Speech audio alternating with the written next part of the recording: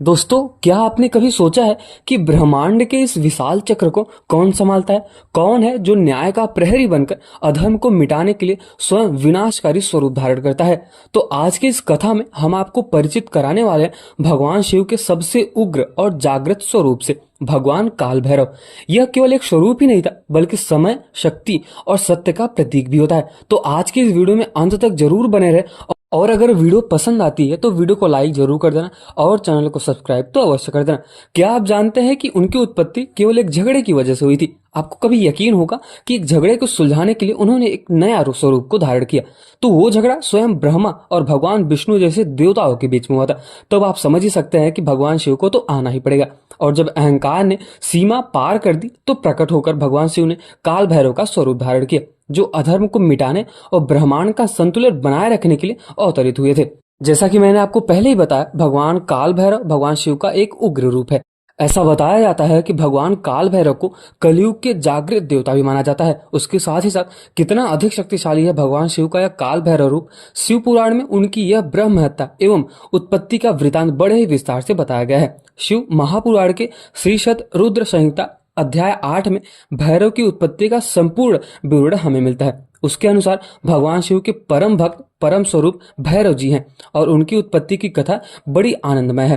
तो चलिए फिर जानते हैं ब्रह्मा जी और विष्णु जी का वो झगड़ा जब भगवान काल भैरव आते हैं। एक समय की बात है जब ब्रह्मा जी सुमेरु पर्वत पर बैठकर ध्यान में मगन थे। उसी समय देवता उनके पास आए और उन्होंने ब्रह्मा जी से पूछा कि इस संसार में अविनाशी तत्व क्या है। इस पर ब्रह्मा जी बोलते हैं कि इस संसार में मुझसे बढ़कर कोई भी नहीं है। मेरे द्वारा ही यह पूरा संसार उत्पन्न हुआ है और मैं ही स्वयं भू हूँ। आज ईश्वर अनादि भोक्ता ब्रह्मा और निरंजन आत्मा हूँ। मेरे कारण ही संसार प्रवृत्ति और निवृत्त होता है।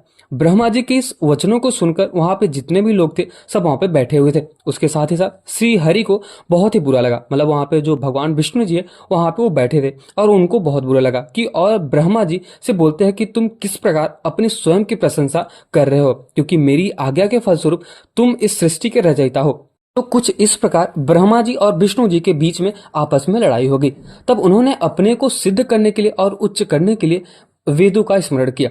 अब ऐसा बताया जाता है कि चारों वेद वहां पे उपस्थित हो जाते हैं। सर्वप्रथम ऋग्वेद बोलते हैं कि जिसके भीतर समस्त भूत निहित है तथा जिसके द्वारा सब कुछ प्रवृत्त होता है, जिन्हें इस संसार में परम तत्व कहा जाता है, वही भगवान शिव ही है। यजुर्वेद बोलते हैं कि उन्हीं भगवान शंकर को संपूर्ण यज्ञों तथा योग में स्मरण किया जाता है। तत्पश्चात सामवेद बोलते हैं कि जो समस्त संसार के लोगों को भरमाता है, जो पेट भरता है और जिसकी खोज में सदा ऋषि मुनि लगे रहते हैं, जिनकी कांति में सारा विश्व प्रकाशमान होता है, वह त्रयंबक महादेव जी हैं। इस पर अथर्व बोलते हैं कि भक्ति से साक्षात्कार कराने वाले तथा समस्त दुखों का नाश कराने वाले एकमात्र भगवान शिव ही हैं। लेकिन भगवान ब्रह्मा और भगवान विष्णु दोनों अविश्वास में हंसने लगे और बोलते हैं कि हे वेदो, तुम्हारे वचनों से सिर्फ तुम्हारी अज्ञानता ही झलकती है। ब्रह्मा जी और विष्णु जी के इन वचनों को सुनकर ओमकार की उन दोनों को समझाते हुए वहां पे सभी लोग बोलते हैं, जितने भी वेद है सब लोगों ने एक एक करके कहा कि ओमकार की बातें सुनकर भी उनका विवाद थम नहीं रहा था। तभी वहां पर उन दोनों के बीच में एक विशाल ज्योति प्रकट हो गई, जिसका न कोई आरंभ दिखता था और न कोई अंत। अब ऐसा कहा जाता है कि उस अग्नि की ज्वाला में ब्रह्मा जी का पांचवा मुख जलने लगा। उसी समय भगवान शिव वहां पे प्रकट हो जाते हैं। ब्रह्मा जी शिव जी से बोलते हैं कि हे पुत्र, तुम मेरी शरण में आ जाओ, मैं तुम्हारी रक्षा करूंगा, तुम मेरे सिर से ही प्रकट हुए हो। अब यहाँ पे ब्रह्मा जी बहुत ही ज्यादा क्रोधित हो जाता है शिव जी के ऊपर। ब्रह्मा जी इस प्रकार के वचनों को सुनकर भगवान शिव को भी क्रोध आ गया कि भाई ये क्या बोल रहे हैं। अब ऐसा बताया जाता है कि उनके क्रोध से तत्काल ही एक पुरुष उत्पन्न होता है। उनका नाम काल भैरव था। भगवान शिव ने उस पुरुष को आदेश देते हुए कहा कि हे कालराज, तुम साक्षात काल के समान हो जाओ, इसलिए आज से तुम जगत में काल भैरव के नाम से विख्यात हो जाओगे। तुम ब्रह्मा का गर्व नष्ट करो और इस प्रकार इस संसार का पालन करोगे। आज से मैं तुम्हें काशीपुरी और अधिपत्य प्रदान करता हूँ। वहां के पापियों को दंड देना तुम्हारी ही कार्य होगा। वहां के मनुष्यों द्वारा किए गए अच्छे और बुरे कर्मों का लेखा जोखा भी चित्रगुप्त स्वयं लिखेंगे। अब ऐसा सुनते ही भगवान शिव के इस आदेश को काल भैरव ने बहुत ही अच्छी तरीके से और बहुत ही प्रसन्नतापूर्वक ग्रहण कर लिया। तत्पश्चात उन्होंने अपनी बाएं उंगली के अग्रभाग से ब्रह्मा जी का पांचवा सिर काट दिया। यह देखकर ब्रह्मा जी भयभीत होकर शतरुद्रीय का पाठ करने लगे। कहा जाता है कि भगवान शिव की कृपा से ब्रह्मा जी और विष्णु जी के बीच का जो विवाद था वो तुरंत ही समाप्त हो गया। ब्रह्मा जी को शिव का अपमान करने पर अत्यंत पछतावा हो और साथ ही साथ भगवान शिव ने उन्हें क्षमा भी कर दिया। तत्पश्चात भगवान शिव ने काल भैरव को आज्ञा दी कि वे सदा ब्रह्मा और विष्णु का आदर करें और साथ ही साथ पापियों को दंड प्रदान करें। अब ऐसा बताया जाता है कि भगवान शिव की आज्ञा से काल भैरव ने कापालिक व्रत को धारण किया। वो अपने हाथों में कपाल लेकर काशी की नगरी की ओर चल दिए, परंतु ब्रह्म हत्या नामक कन्या उनके पीछे लग गई थी। अब पता नहीं क्यों ऐसा हो गया था। एक दिन जब काल भैरव कापालिक वेश धारण करके भगवान नारायण के स्थान पर गए, तब वहां पर भगवान शिव के भैरव रूप को आता देखकर सभी देवताओं एवं ऋषि मुनियों ने उनको हाथ जोड़कर प्रणाम किया।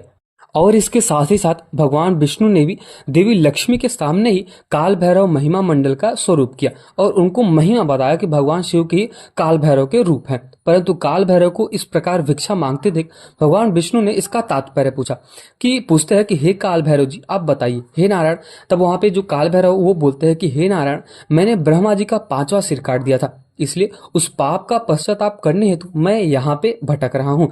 तब देवी ने भिक्षा के रूप में मनोरथी नाम की विद्या भैरव जी के भिक्षा पात्र में डाल दी। अब यहाँ पर काल भैरव जैसे ही भिक्षा प्राप्त करते हैं वो किसी अन्य स्थान के लिए निकल पड़ते हैं। तभी विष्णु जी ने भैरव जी के पीछे जाती हुई ब्रह्म हत्या को देखकर उनसे कहा कि ये भगवान शिव के पीछा ना करे, मतलब उसको छोड़ दे। परंतु ब्रह्म हत्या ने कहा कि इस बहाने ही मैं भगवान शिव की सेवा करती हूँ। यह कहकर ब्रह्म हत्या फिर वैभव जो भैरव जी है, काल भैरव जी है, उनके पीछे करते हुए काशी नगरी के समीप आ गई थी। वहां पहुंचते ही ब्रह्म हत्या पाताल में समा गई और ब्रह्मा जी का सिर भैरव जी के हाथ से छूटकर पृथ्वी पर जा गिरा। जिस स्थान पर भगवान काल भैरव के हाथ से ब्रह्मा जी का 5वां सिर गिरा था, वह स्थान कपाल मोचन तीर्थ के रूप में माना जाता है और आज भी वो बहुत ही ज्यादा प्रसिद्ध स्थान हो गया है। ऐसा बताया जाता है कि जब तक भैरव जी पूरी पृथ्वी का भ्रमण करके काशी नहीं पहुंचे थे, उनके हाथ में ब्रह्मा जी का सिर चिपका रहा और जैसे ही काशी पहुंचते ही वहां पे वो छूट गया।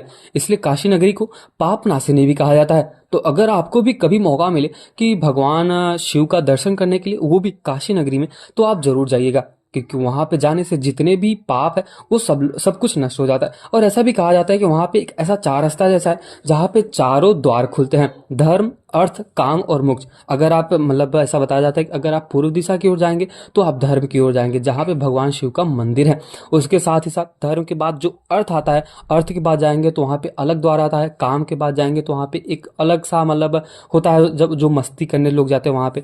और मोक्ष होता है वहां पे अगर जाएंगे तो वहां पे देखेंगे आप मणिकर्णिका घाट, जहां पे लोग जलाए जाते हैं और उनको आत्मा की शांति मिल जाती है। तो कुछ इस प्रकार काल भैरव जी के बारे में मैंने बताया, उनका कैसे जन्म हुआ और काल भैरव कौन है उनके बारे में आज पता चला। और आखिर ऐसा क्या हुआ था जब भगवान शिव ने काल भैरव का प्रचंड विकराल रूप धारण किया। तो अगर आपको ये वीडियो पसंद आया हो तो वीडियो को लाइक जरूर कर देना और चैनल को सब्सक्राइब तो अवश्य कर देना। मिलते हैं किसी और वीडियो में। और अगर आप भगवान शिव के सच्चे भक्त हो तो कमेंट सेक्शन में एक बार ओम नमः शिवाय जरूर लिख के जाना। और सबसे ज्यादा इंटरेस्टिंग आपको क्या लगा, सबसे ज्यादा इंपॉर्टेंट क्या लगा आज के इस टॉपिक में, तो लिख के जाना और कमेंट सेक्शन में जरूर बताना। अगर आपको कुछ भी सुझाव देना है और कुछ भी सलाह देना है तो आप बता सकते हैं। मिलते हैं किसी और वीडियो में, तब तक के लिए ओम नमः शिवाय।